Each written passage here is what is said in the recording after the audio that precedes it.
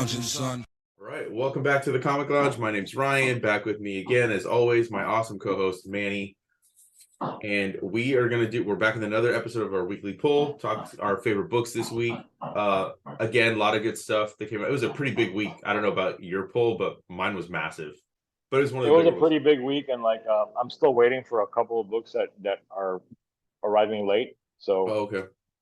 So I'll probably go by the shop and get a couple more things today. But I definitely got enough to talk about right now. So yeah, I know. I mean, I probably could have talked about more, but I'm happy with the pulls the books that I pulled to talk about. So before I hit the record button, we have a mutual pick. So I think we're gonna just always do those first. If it's a pick we both have, it makes sense to talk first. So Adventures of Superman, John Kent, a continuation of his Superman, Son of Kal-El book that Tom Taylor was writing. And then we got Clayton Henry on pencils and Jordi Belair on colors. Yeah, Jordi Belair, who we talked about very recently. I've been digging so far. First of all, I was a fan of the run prior to this. They relaunched it. I think this is only a mini series. You know, Tom Taylor. I mean, I've been talking so much good stuff about him. I mean, we did an episode on Nightwing that we're going to be dropping soon on the first volume of that. Like, there was a moment when, like, at the end of the last Superman Son of Kal-El run, this moment between Clark and John, where John's nervous to kind of tell him, you know, like, about his sexuality. And Clark, you know, just says, like, I love you, you know, like, it's not, you don't ever need to worry kind of what you talk about. Like, I love you. I love everything about you, who you are, you know, like, it was just such an awesome moment. And that's kind of like what Tom Taylor did in Nightwing, a lot of those kind of moments too. So that was a little backstory on kind of where John left off. So, like, you know, he was the Superman. Now he's going to kind of take a little bit of a back seat because Clark's back. But I mean, just from the cover, you can see, like, Road to Injustice, right? So that was the hook that, like, solidified, I need this fucking book. And also, it's also dealing with a lot of the multiverse stuff, right? Like, the Supermen across the multiverse are getting killed. That was the hook originally before they finally gave us the whole Injustice tie-in thing. Right, and Tom Taylor also wrote the Injustice series, right? Right. One Makes in the Game, which, again, that's a fantastic series. And, like, usually you expect something like a tie-in to a video game to be, like, just kind of, like, all right at best, but, like, no, like, those Injustice books are, like, really fucking good, bro. Dude, like, it took me a long time to read them because what you just said was what kept me from reading it for such a long time. And it's not a thing, because I love video games, and Injustice was a great game. I just didn't think that. I was afraid that it would be like they wouldn't put a lot of talent behind it or something. But no, like, I read it on recommendation of a gamer friend who doesn't really read comics, but read that because of the being tied to the game, and I fucking loved it. And I picked this up basically because of Tom Taylor. He's becoming one of my favorite writers, and reading Nightwing and discussing it with you has made me want to go back and check out more things he's writing, check out more things he's writing now. Yeah, he's just phenomenal, dude. Like, I haven't read it. I was waiting for it to be finished, but that whole Dark Knights of Steel, which is kind of like a medieval take on, you know, like the DC heroes. I read the first couple issues and I'm like, okay, I'm just going to wait till this is done, because certain stories like that, I feel like just really, those ones benefit from, like, sitting down and reading the complete story. For me, it's a little bit different than reading, like, a issue 21 of Spider-Man, for example. You know what I mean? Like, that one I don't like waiting for the trade, but certain stories like that, especially when, like, my pull list can get, like, astronomical if I get every single miniseries. But I wasn't really, I don't want to say I wasn't a fan of Tom Taylor, but I didn't really know Tom Taylor when he was writing Injustice. So my instinct is always, it's an adaptation of a movie, TV show, or a game. It's probably not going to be that great. That's just, like, what I think, especially, like, video games that get adapted to movies. Those usually don't work very well, you know, or TV shows. Those don't usually work very well, minus Last of Us, which has been good. So going back after becoming a fan of his, I read through year 1 through 5 of Injustice. And I was like, dude, this is so good. Obviously, there's moments that I didn't like. Like, there's the scene where Dick Grayson dies, and just the way he dies, I think, is just probably one of the dumbest things in comics. But I don't know if Tom Taylor wrote that panel or wrote that particular issue. Anyways, I'm very excited for, like, this whole, like I was going to say, the dawn of DC the initiative that, I mean, there's always initiatives going on, right? Like they always rebrand it. There's the Rebirth, there's New 52, but the Dawn of DC seems like a really cool jumping on point for a lot of people. And the Superman by Joshua Williamson was really good. Action Comics has been good. They got Green Arrow coming back. A lot of exciting stuff. And this book was one that I wasn't sure about until I heard the hook. You open up with Ultraman, right? Like, yeah. For anybody that doesn't know, that's from Earth 3. So like this is where DC can get confusing with all the different fucking Earths. But Earth 3 is basically just an inverse of our Earth, which is all the Justice League are evil. Lex Luthor is the hero, right? It doesn't say what Earth we're on, but we watch him kill a Superman on that Earth, and then we get to our Earth. And just that image of him just completely fucking obliterating this version of Superman lets you know like what's about to take place.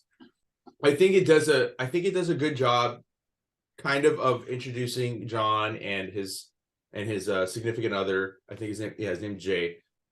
I wouldn't necessarily say this is the best jumping on point for John though. I think you kind of need a little bit. I mean, I don't know about you. I don't know if you read that John Can't Run or if this was a good kind of. No, I didn't. I mean, I knew about Jay already. Okay. One of my coworkers did read the book, so I got the reference, and I thought it was funny, like the sort of inverse of like the who has a secret identity here, kind of, because like everyone knows that Jay is Superman, Superboy's, like boyfriend. Yeah. So he can't walk around with John because they'll put two and two together. So he's got to be the one covered up. So it was a funny bit of inversion that I thought was like clever and cute. It adds a nice little dynamic to the relationship. For sure, and it's and another point too is like Clark Kent's identity was revealed. The Kents were like revealed to the world during Brian Michael Bendis' run, but that got reversed. So now they have their secret identity back, which I'm super happy about because I think the Clark Kent identity is so important, and like having him not be able to be a reporter anymore kind of just it felt wrong to me. It just didn't feel right. So it's cool. It is funny that you said that, like it is the inverse now, because even the reason the world knows is because his identity wasn't a secret. So John was going around like what reason did he have to kind of like hide this relationship? But now that his identity's back, like now Jay's all bundled up with a hoodie, a scarf, and just like, it is kind of ironic, dude.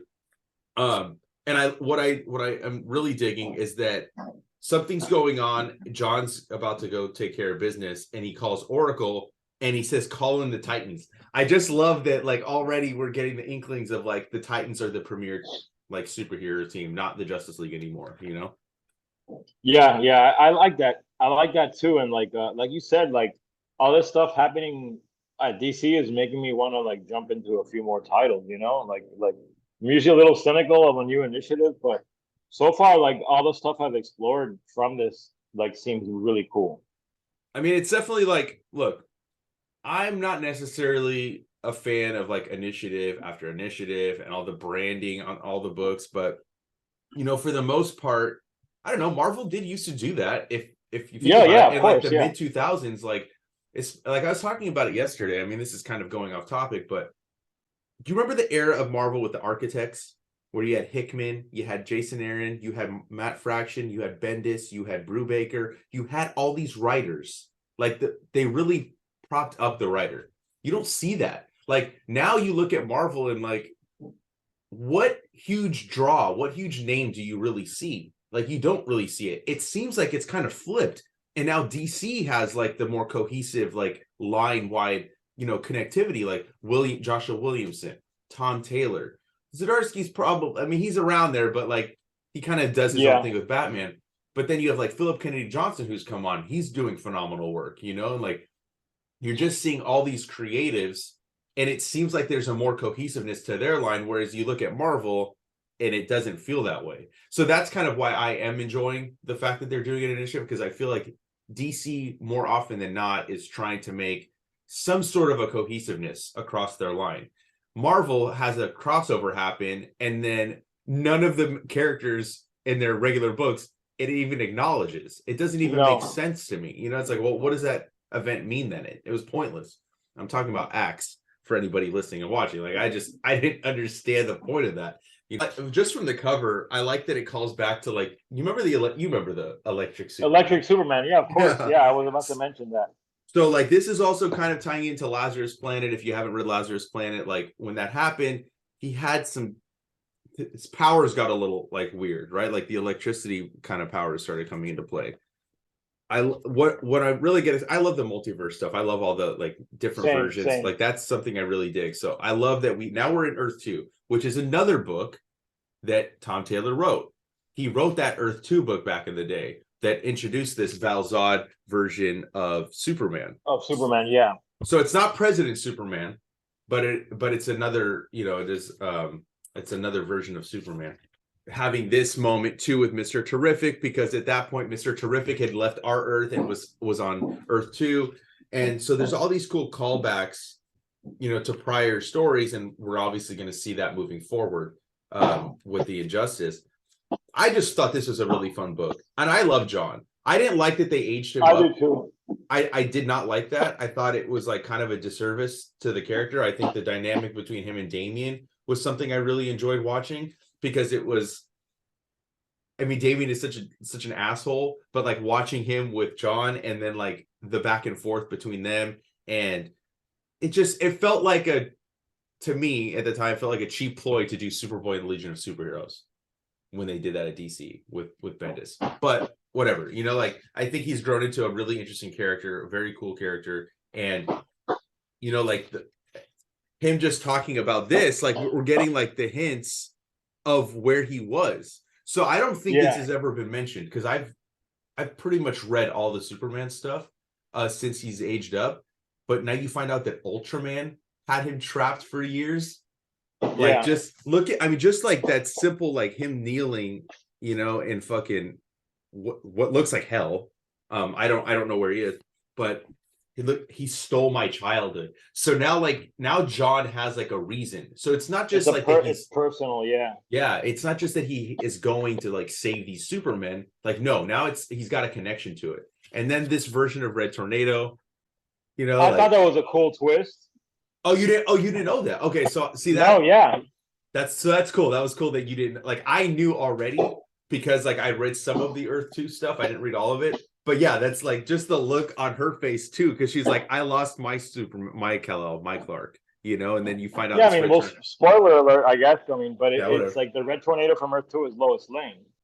So I just thought this was a great book. This is such a fun book. I did too, man. Clayton Henry's art was also really good. An artist I had never really noticed or really seen before, but very eye-popping visuals. And again, we talked about Jordi Belair when we talked about Phantom Road last week, and what a testament to her skill as a colorist, man. Because like you look at what she did in Phantom Road, and then you look at what she's doing here, and it's like they're very opposite looking books when it comes to what they're trying to do.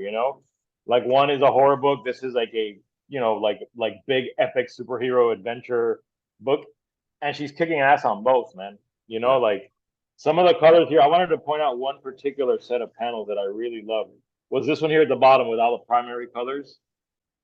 I love it, man. And then like you got John flying on top with the red streaking behind him, like just really great stuff. Really, really good looking book, and I recommend it, man. And I'm not as versed in all the stuff that's been going on in DC as you are, but I was able to jump right in and enjoy this and really not feel like I'm having to go online to look anything up or anything. They did a great job. I wasn't sure how like it would be for somebody that if you haven't read it, but if you knew about Jay, then I guess that's kind of enough. But I wondered like if somebody doesn't know and they don't know the dynamic, like was it enough? But I guess it was. I don't know. I think it was, and like introducing them like that way again was such a clever and cute way that gives you insight into their relationship and where it's in now, and it's like a nice bit of character building, which is something Tom Taylor is so good at. Is like, he's great at these like sort of like over the top like ideas and sequences. But I've started to notice how much, like you mentioned earlier, like the scene between Superman and John in the previous series, like he's really great at these very intimate moments between characters. And it's like, that's what makes him such a great comic book writer, and will hopefully make this as good of a book as all the ones he's written, is that balance of like high action high, like high concept sort of thing, but brought down with these very, very, very emotional character moments that make the characters so real. I'm not trying to compare him, but he feels like this era's Mark Waid, kind of. I would say that's a fair comparison A little because bit, a little bit. Like I yeah, would say because he Williamson kind of, clearly loves superhero books and is not cynical about them. Like, yeah. and he's not trying to reinvent everything as so much as to show them in a different light and Mm-hmm. use what's already there to show you that these characters have been around for 80, 90, almost 100 years now for a reason. And he excels at that, man. I mean, writing superheroes might not be hard, but writing good superhero books, I think, is, and he's someone that does it. Yeah, I mean, I would say like Williamson too, but Williamson I would compare more to like, I mean, Jeff Johnson's not that old of a writer, but kind of like he like kind of like took that baton more so than like Scott Snyder. I know Scott Snyder was kind of like at the top for a while at DC, but I would say Williamson falls more in line with like the type of writer Jeff Johns is, where they pull from the past, they fucking put a new spin on something. But like, and not to say he doesn't have like that emotional aspect to it, but I feel like Tom Taylor has more of those type of scenes that like I would always see in like a Mark Waid book. I think it's definitely one of the better books to come out so far from DC already. You know, like I'm super stoked on it. Like it's definitely a book that I'm not going to wait for the trade. I'm going to read each issue as it comes out. It's added to the pull list, my friend. Yeah. My other pick for the week is Amazing Spider-Man number 21, and after a brief 2-issue interlude with the Dodsons and Joe Kelly, we're back with the creative team of Zeb Wells and John Romita Jr. and jumping right back into the storyline that we've all been waiting for. And as the cover promises, this is it, the story arc you've all been waiting for. So we're finally going to start to see what happened to Peter in those 6 months, that we've been wondering what happened. What happened to Peter and Mary Jane? Why is Mary Jane now in with a she's got basically a family of her own? Why is Peter working with Norman Osborn? All these things are going to start getting answered, and I couldn't be happier, man. I mean, I love the little interlude we had with the last 2 issues, but I'm glad to be back in the main story arc again. Although they don't reveal a ton in this first issue, they're definitely starting to set everything up and putting the dominoes in play. And I love the way that they did it in this issue is that you got these dual like parallel sequences with Peter and Mary Jane like going through like their morning routines, and Mary Jane's got the suburban life getting the kids ready. Peter waking up late, like almost missing his time to be at work and all that. And I love how he says, Norman's gonna kill me. Not the first time he's trying, but this time he'll deserve. Like that specific line was just like, Zeb Wells is a very funny guy, man, and like he's able to put in these cool little humorous moments like that just gives it a little bit of oomph. And then we get to the scene where they both go outside, and it's like it's snowing where Mary Jane is, and it's bright and sunny where Peter is, but like they're in the same city, so right away you're like, all right, something's going on. And then they see like this really crazy, scary, like sort of silhouette in the storm, and then immediately Peter and Mary Jane are talking. So obviously, whatever happened is something that they both were a part of, and both like sort of must have done together. So it's definitely building a lot of tension, and I find this character. What did they call him? His creepy character, the Scribble Man. So the story is almost taking like a slight sort of horror turn to me, and I like where it's going. Like like I said earlier, Zeb Wells known a lot for like the humor in his stories, but from where this is going, it's going somewhere dark. Yeah, this is definitely like because I just read it this morning, so I definitely got those vibes. I'm like, man, this is a very dark issue of Spider-Man. Like it starts off kind of humorous. But then it doesn't like really tell you. It's a good bit of misdirect on his writing, like to get you in there. Yeah. Don't those look like they're Peter and MJ's kids? Yes, they do. I mean, they definitely look like it. Definitely looks like her daughter. Like that looks like her hair. But I was just as we were talking, I was looking at the boy. That could be a young Peter. Like it's this dude's not the dad. No. I mean, not, and like they say daddy, like she calls him daddy, but like that's no. I don't know. That's just kind of like what I got from it. Like looking back, like I remember when I was reading, I'm like, oh, that looks like she was her daughter for sure. But like I didn't look at the kid or the boy until you and I were talking. It just kind of feels like that's kind of maybe that's also misdirection. I don't know. But like it obviously tells you like then it's 1 year earlier, and then we go back and we see this like dude with runes all over him. That's what's crazy is like he's going back and referring to a story issue 555 to 557 of Amazing Spider-Man.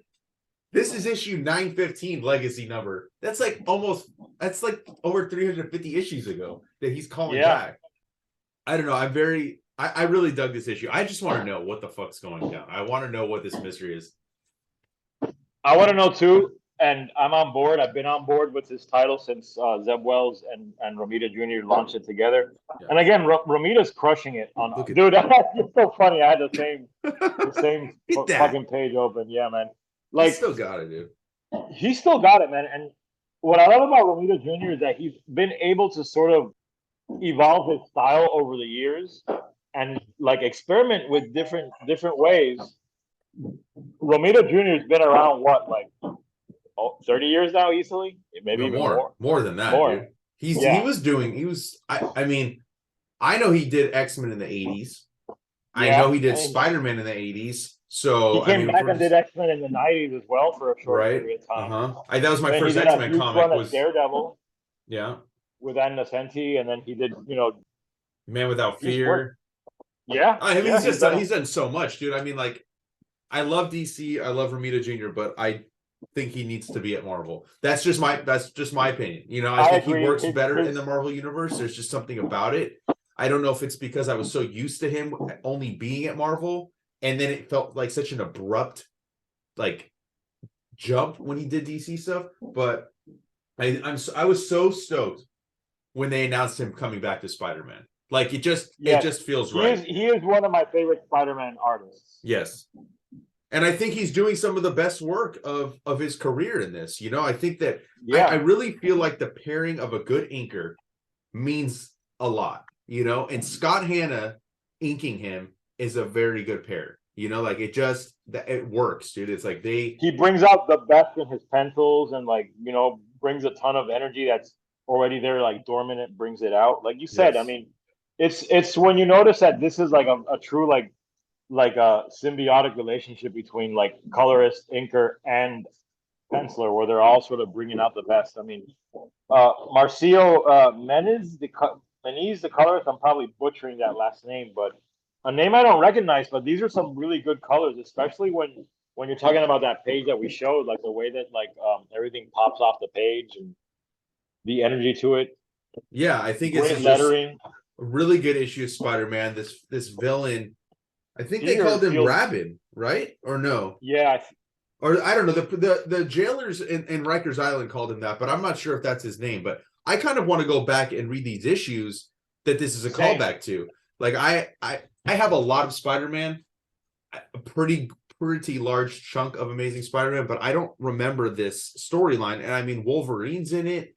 So I don't know. I'm very excited. I mean, he marks Peter for vengeance and marks MJ for sacrifice, right? With these like runes that he puts on them. What does that mean? What happens, dude? And then they get transported, like when we end it right here. I don't know, dude. Like part of me was kind of mad that like when I read the editorial by Nick Lowe in here that we're not going to find out until the last part of this issue. Like, but he says, I look, like he writes back here that the storyline's almost a year later after like we first, like after issue 895. It's been a year since we found out that something happened, right? Many of you, like me, have strong feelings and attachments to the characters. All I can say is that everyone working on the book takes it super seriously, cares deeply about the characters. And what does he say? I think it brought him to tears when he found out what was going to happen. Yeah, he did say that. Yeah, it says, by the end of the story arc, you will have the answers. You may also be crying. I know I was when Zeb walked me through the story. So I was having a conversation yesterday about Spider-Man. Like, I think the dude was completely wrong. He did not mind Nick Spencer's run. I was not a fan. And he's not really digging this. Like, he wanted MJ and Peter to be together, and I don't mind them being apart. I just don't like how they made them apart. You know, I didn't like that storyline. But I like Black Cat with Peter, and I need to know what the fuck happened. I know they're teasing, like, or there was a rumor maybe Gwen Stacy's coming back to life. I think that's a horrible idea if that's what's going to happen. But I mean, I have faith that Zeb Wells is going to do a good story. I've been digging the entire run. Even like you said, the 2 issue by Joe Kelly was phenomenal with the Dodsons. I'm really curious to see what fucking took place, because I want to know where these kids are. I want to know if they are Peter's kids, because if they are, I don't think he knows. Or yeah, exactly. I get the feeling that Mary Jane does know, maybe. Because like, how are they fucking like grown? Like, what happened? Because it's not like they were wherever they weren't there for that many years. It's not like they aged, right? Like, they're still the same age they were, minus the years. It's comics, so anything is possible, which is what's cool. Yeah. And like, obviously this is working because here you and I are both talking about it and both very interested in what the fuck happened. So like, you know, people are cynical about yet another, you know, Spider-Man revamp where like his life is gone, you know, crazy and we don't know why. I mean, yeah, they've done similar storylines with Peter before, but it's always in the execution for me for a story. And Zeb and John Romita and Scott Hanna and everyone else involved in this are executing it very well. So I'm on board, man. And another thing I liked was like how relentless Peter is going after this guy. Like, I love it when Peter goes fucking apeshit when he's fighting, and you realize that like Peter holds back sometimes because he go whoop ass when he wants to, you know? Like, oh yeah. And he does whoop ass in this issue. It's nothing like a good Peter whooping ass issue, and this is one. Yeah, because I mean, look, he's about to move in with MJ, right? Like, this is what took place. They were about to move in together, and then all of a sudden, you see Peter in this crater, and they're not together anymore, and we just don't know why. Like, this is the story that's going to tell us. But like, you just see how much he loves MJ. Like, when he like get away from her, and he just like goes like full blown, just like relentless, dude. You know, and that is I like seeing that version of him come out every once in a while. You know, it's always cool to see. I mean, we've been talking about, because this has been your pick for the last, I don't know, I feel like this is the 4th time it's been one of your picks. It's Spider-Man, like, because it is a really good book, you know. Spider-Man's doing great right now. All right, well, I'm going to talk about my next pick, and my pick is by an indie creator by the name of Tony McMillan. The latest issue of his series Creatures came out. I was kind of stockpiling a few issues because I wanted to like read a chunk. So I actually read 7 through 9 over the past couple days, and if you haven't picked it up, this is a continuation of series that he did in 2020, and now he's doing the back half of that book, and it's based on a real person, Rob Bottin, who was a visual effects, special effects guy in the 70s, I believe, is when he started. So like, he was a kid, and kind of like his story on how he got into the industry, right? And the last volume left him like where he was like estranged from like a mentor of his that he was working with, right? And he's like on his own, and he's dealing with Hollywood. And this is, I think, in 81 is when the first issue of this arc, issue 7, starts. But it's just such a cool look at the film industry through this lens, you know, and trying to figure out what Tony is referring to in terms of films that he's talking about, or the directors. Like, he refers to directors as Sharkbeard, Wolfbeard, No Beard, and there's another one. It's escaping me right now, but like, Sharkbeard is Steven Spielberg, right? Yeah, because of Jaws, and he worked on, and this effects guy Rob Bottin, whose name is Bobby Fickle in this book, you know, worked on that. And it's like, it gets crazy, dude, because like some of these stories, like, I didn't have time to kind of really like look at the real parallels to the real life, but you know, there's an event that happens on the set of a film where like 2 kids die, and like, I was like, oh dude, I gotta look at this. And that was John Landis. Wolfbeard was a film he did, and I can't remember the film that it refers to, but like I think it was the Twilight Zone. It was a helicopter accident. oh, okay. So yeah, see, like I didn't think know so. that. Yeah. Yeah, so that has to be what it was. It was a helicopter accident. So it's just it's fun, dude. It's a fun book, and it's so interesting that like Macmillan has such a fucking dope style, dude. Like, I mean, you look at this cover, He does. Yeah, like it's that's so yeah. unique, you know, like it's just such it's so fun to look at. Like, look at this shit, dude. You know, Yeah, like it's fun to look at, and like I've read a bunch of the other stuff he's done. I haven't gotten into serious reaches yet, but like I want to, because I love horror movies, and I grew up reading like Fangoria magazine and stuff back in the day, which was talked about all these visual effects artists. yeah, And also I love like how much research Tony must have done to a even ton. write this. You know, like just sort of like put himself in that world, like really read up on the history of these movies, these filmmakers. And you can tell he's doing it from a place of love, because he loves that sort of like exploration of like a like you said, we seldom see movies stories about movies told from the perspective of someone that does this kind of work. Usually, like when you see a movie about a movie or read a story that's about filmmaking, you follow a director, an actor, like you know, like the more obvious choices that someone outside the industry would think is a perfect way to get on the inside. But telling this story is such a fucking great idea, man. You Oh, know, like it's brilliant, dude. I'm telling you, you have to yeah, pick it up. You have to pick it. Like because you can't get the single issues for the first half, and so like I was like, fuck, maybe I should wait for the trade, but like I just wanted to know the end of this story, so I'm like, I'm gonna subscribe to the second half of this book because he did it through I think Crowdfunder, that new crowdfunding. yeah, then you yeah.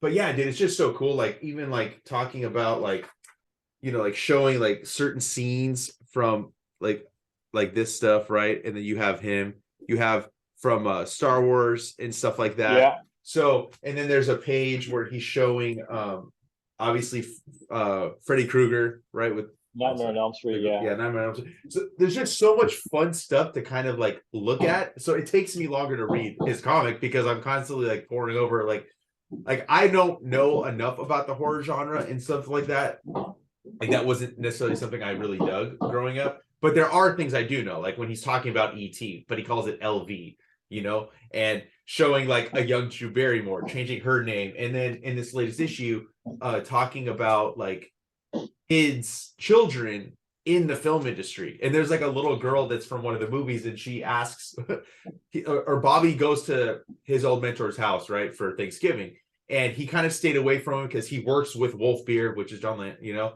And after that accident, he kind of like, how can you work with him? And he sees this, he has to sit at the kids' table. The little girl's like, hey, you got any blow for sale? And it's like this little fucking girl, you know? And then she's like, starts passing out. He's like, well, I guess she kind of did need it. You know, it's just like, and there's like there's such humor in his scripts, but also like he's also showing like the dark side of the film industry, you know? And I just think I don't think I could do it justice, really describing much of what's going on in the book. Plus, I'm talking about issue 9 of a 12-issue series. But I had to spotlight it because I want people to check it out. You know, he's got them available on his Etsy shop.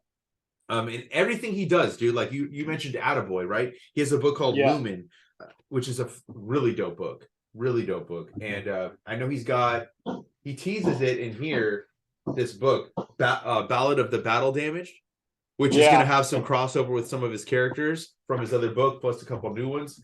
But you can't go wrong, dude, with anything by him. I have all his comics. I just don't have his, and he writes novels too, dude.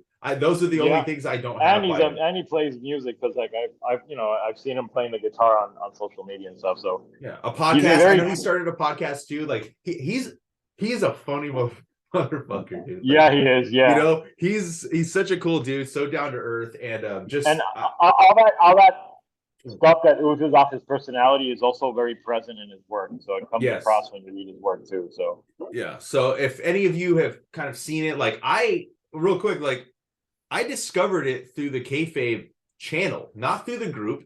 I wasn't even a part of the CKRS group yet. But when Ed and Jim were doing the mailbag episodes, they threw one of his comics down, and I was like, dude, that looks dope. So I immediately reached out to him. I was like, oh, I want want to do like indie spotlight on you on my site when I was just writing. And I picked up, he sent me a couple of his books and instant fan, dude. You know, like Same, man. they're just I've so good. supported several of his projects and interviewed him a couple of times for Monkey Fighting Robots. So big fan of Tony, man, and I'm glad you're talking about the book. Yeah, so I'll drop a link down to his Etsy down below so you guys can go pick it up. But yeah, that's that was my pick for the week. All right, so my next pick is also a indie book and also self-published. It's the UFO Bros by Eric Jasek, and this is the latest issue named titled Cheese Ray. A good friend of mine, Ray, had bought 2 copies of these, and he just sent me when he asked me, "Do you want this? Because I think you would like it." So he sent it to me. So I got it. I didn't get it directly from Eric, but my buddy Ray did, and you can get this book directly from Eric. We'll drop his links down below. But I love this, man. If you like stuff like, I don't know, I'd say like Aqua Teen Hunger Force or Okay. things that had that kind of sense of humor, like a little Johnny Ryan to give you more of a comic book comparison. You're gonna love this. The UFO Bros are 2 aliens. You got Leaf Fly, and you got Cap, and they're basically just like these 2 aliens that are traveling around, going to different like planets and just fucking partying. It has a very irreverent sense of humor. Like, I'll tell you, this issue takes place in a place called Laxative City, capital of Log Clog. And it says the planet of Log Clog is powered by the diarrhea of large creatures called Oglius. You know what I mean? Like, Log Clog, dude, that's hilarious. Yeah, exactly, man. It's fucking funny, man. And I love the color palette and the art that he does. Looks dope. Right? I mean, like, yeah, I'll say I love the coloring, man. All the pinks and purples, like very pastel-ish, which gives it a nice vibe because like there's so much kind of gross, funny shit going on that like you'd think the default would be to use like really lurid reds and stuff like that. No, but this sort of softer, like more, slightly like what's the word I'm looking for? Pastel. I said it earlier. Just it's a nice contrast to the humor, so it makes the humor stand out even more. And like, dude, my favorite page was when he's describing one of the aliens that one of the main characters buys a cheese gun from. It's a laser ray gun that turns anything into like a wheel of cheese. I mean, and hilarity ensues. But he buys it from this creature called the Gargax, and like here he's describing it. He's like, a native life form of the planet Gargaxel. The Gargax has 3 mouths, one for telling lies. So you see him saying, so then I was banging 3 chicks at once. one for spouting meaningless facts and pop culture trivia. In episode 331 of My Wife is a Zynastodon, and the 3rd mouth, one for telling the truth. They never actually use this one. So like it's almost like, to me, it's like, at least to me there, he's making fun of like your typical like incel-ish like nerd that's online, like. Yeah. No, it definitely has like, even just looking at the art, it kind of like has that like Adult Swim kind of vibe. Yes, very, very influenced by that kind of animation, Adult Swim. But also I see things like Johnny Ryan, probably Matt Fury, Simon Hasselman, like there's these crop of like indie artists that are coming out now that are doing this kind of work again. And it's all also very much rooted in like the underground comics of the 70s, like things like obviously like Robert Crumb and like Spain Rodriguez, like all these things are sort of having a resurgence on all these young cartoonists. And from what I can tell, Eric, like Nate Garcia, if you like Nate Garcia, you're gonna love this. It's probably like very, very similar, and they're working on similar wavelengths. And what kills me is that they're all so fucking young and kicking ass already. Eric's got to be in his lower 20s at the oldest, right? And like, look at the quality of book he's already doing, printing it on like really like nice paper, glossy covers. Like, they're killing it, man. They're dedicated to their craft, and they're pulling from things that are like 30, 40 years before their time. So they're obviously studying like the whole gamut of like underground comics and bringing something new to it. Kind of combined. To me, it's like this Eric and this new crop of indie artists, they're like sort of taking like the essence of like old underground comics and infusing it with like this attitude that you see in like these Adult Swim series that they obviously grew up on and creating something new. And I mean, I'm on board. I'm gonna go back and buy the other issues of the UFO Bros. I'm gonna hit him up whenever he has anything new. So I've become a fan. So definitely get it, man. It's a fantastic read, and you're gonna laugh out loud several times. I mean, I definitely am gonna pick that up. Definitely, I'm digging it. Like it's interesting that you said that because I think I said that to Nate Garcia when I interviewed him. Like it's so interesting to see the influences that these kids that are. I mean, to me, I'm sorry, like they're kids. You know, they're kids, yeah. So yeah. like what they're influenced by is so vastly different because like our generation, it's like not that we didn't know about it, but like we were more exposed to the superhero stuff because that was so readily available to us. You know, Yeah, so now because of Wizard and stuff like that. Right. So what is this generation? How are they discovering it? And why are they influenced by it as opposed to the other stuff? And it's because like not necessarily are you going to a comic shop, right? Like I have to know. Like where are you guys discovering these stuff? Adult Swim, obviously, like I can see that, but like Robert Crumb and Spain Rodriguez, like just hearing them talk about these creators that like I am only just now discovering, you know, like so it's like I can't imagine what it would have been like for me if I was discovering them at like 18, 19. They definitely have a very advanced like esoteric taste at a very young age, which I find fascinating. And again, they're so productive and so talented. It's just like if you're doing this kind of work now, like when are you gonna what kind of stuff are you gonna be doing in 10, 20 years? I can't even imagine, man. It feels to me you're already starting the race and fucking going. You know, yeah, it's like the next crop of Fantagraphics and Drawn and Quarterly. Like that's it. Yeah, this is it right here. Eric is definitely like, in my opinion, already doing work that Drawn and Quarterly and Fantagraphics could put out. Like it's that good. Like I don't see how he won't be working with a publisher like that in a couple of years. Same thing with Nate. You know, like I love this new crop of indie artists, and every time I discover one, it's always a pleasant surprise. And I mean, Eric and the UFO Bros are going to become something I read. So I definitely recommend it.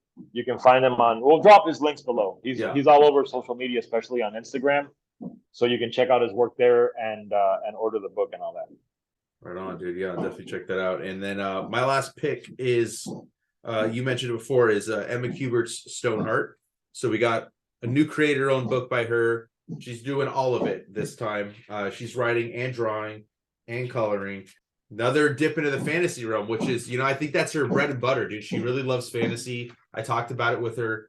Well, I guess I dropped it earlier this week, but I talked to her like a couple weeks ago about the book. So I was very like excited to read it. I love her world building. I just want to mention that, like just drawing the map of the world, and then throughout,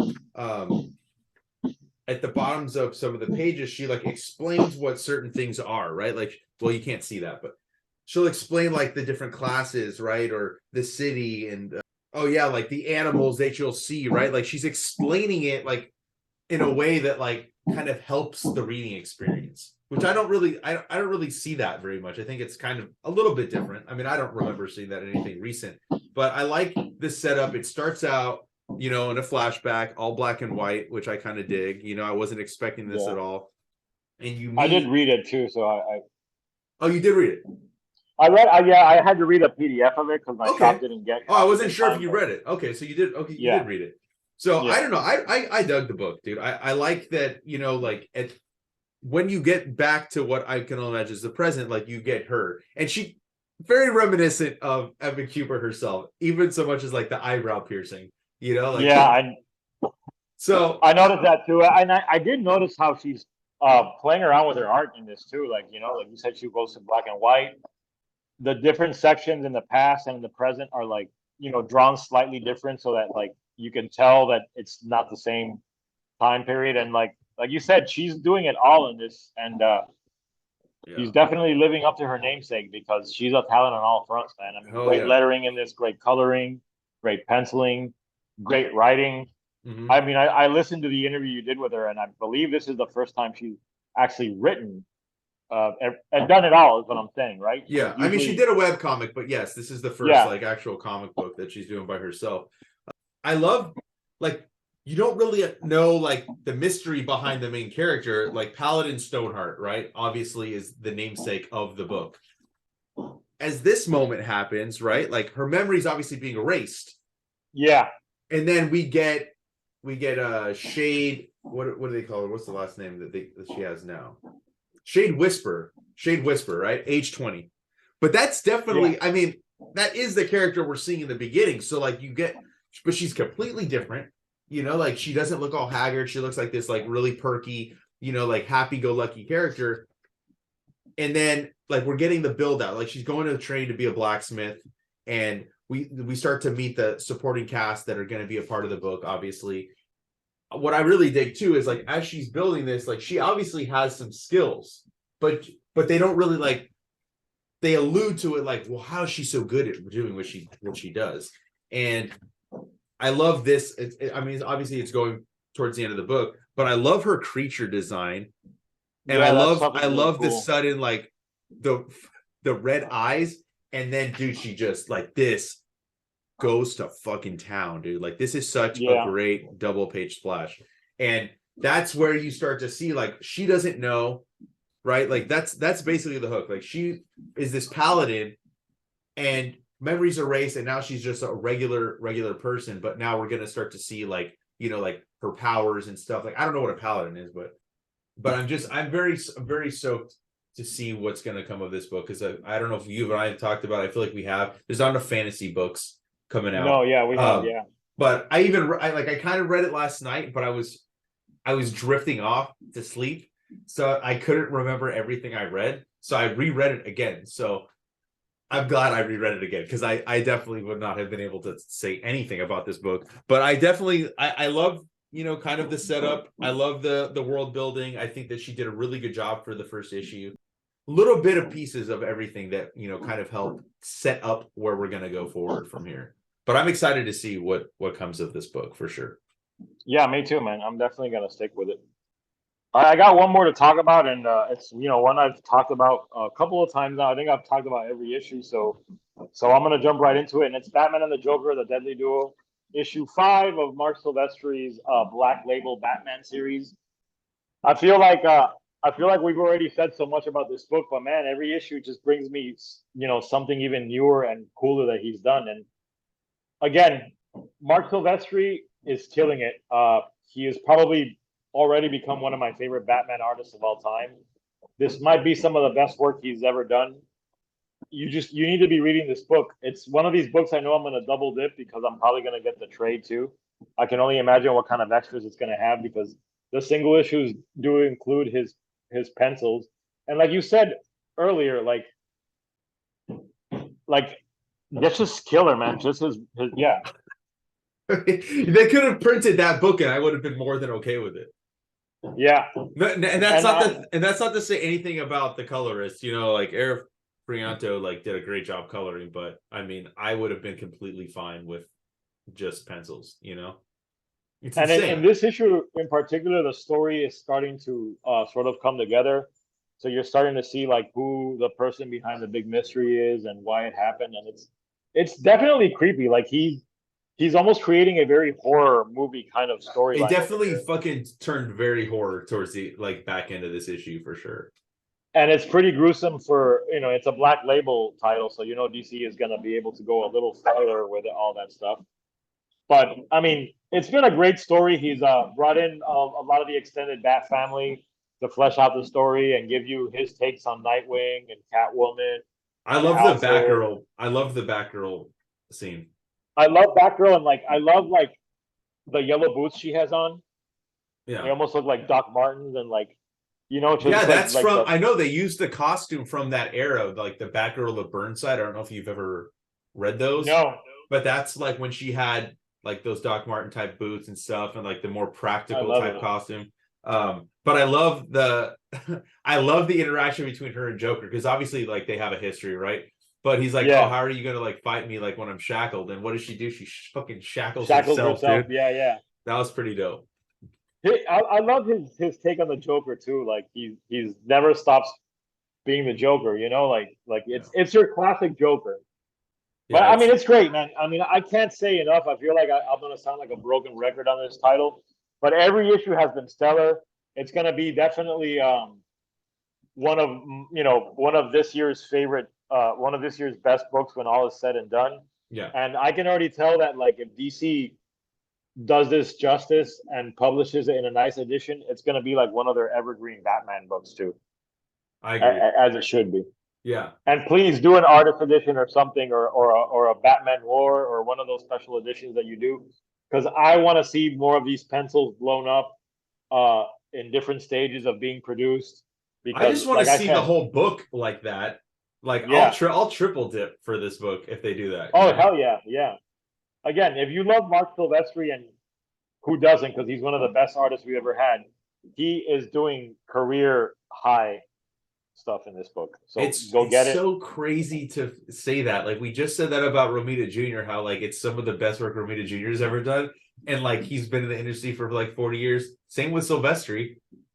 You know what I Yeah, mean? Like it's just crazy to watch these artists that have just honed their craft so well and are putting out career defining work. It's next level, dude. Like especially like Silvestri. Like what he has done with this book. I said it before. I'm just gonna sound like a broken record too. Like it was well worth the 7 years that we waited, or however many years when they first announced it that it took. Like yeah, this is why it took so long, and I'm happy. It's come out on time. yeah, There's only 2 issues left. Hopefully yeah. those 2 issues continue to like come out on time. I'm hoping that they're already done. I don't know. But a phenomenal book, and like I second that. I definitely great fucking book. I wish DC had printed it in the bigger format like some of their other Black Label titles. Yeah.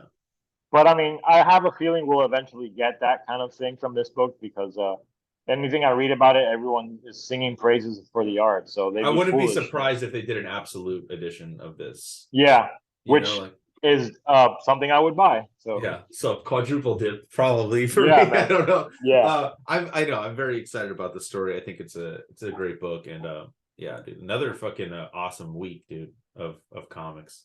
You know, I yeah, mean, man. And you know, there's a 2023 lot. is killing it. There's always a lot you can find something to complain about every week. I'm sure, like people can say, like, but for the most part, I mean, I would argue you're just not picking up the right book.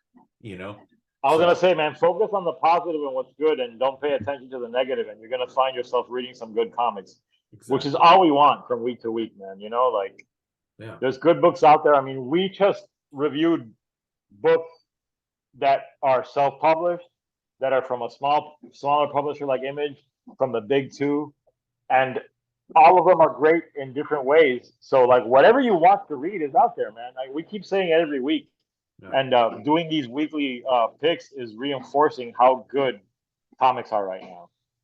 I second that, dude. It is an awesome time in comics. So, you know, like I always say, dude, like, you know, come back every week, dude. We're going to be back here every week with another episode of our weekly pull. There's always going to be some dope books to talk about. We always run the gamut. Like we took the whole breadth of the industry. Like you said, self-published, DC, Marvel, Image, Dark Horse, Boom, all that good stuff. And also make sure you follow us. Make sure you follow Manny on his social media accounts. Links down below. Comic Lounge links will be down below as well. Hit the subscribe button, the bell icon, so you're notified every time a new vid goes up. And on that note, we're out. We'll see you next week, guys.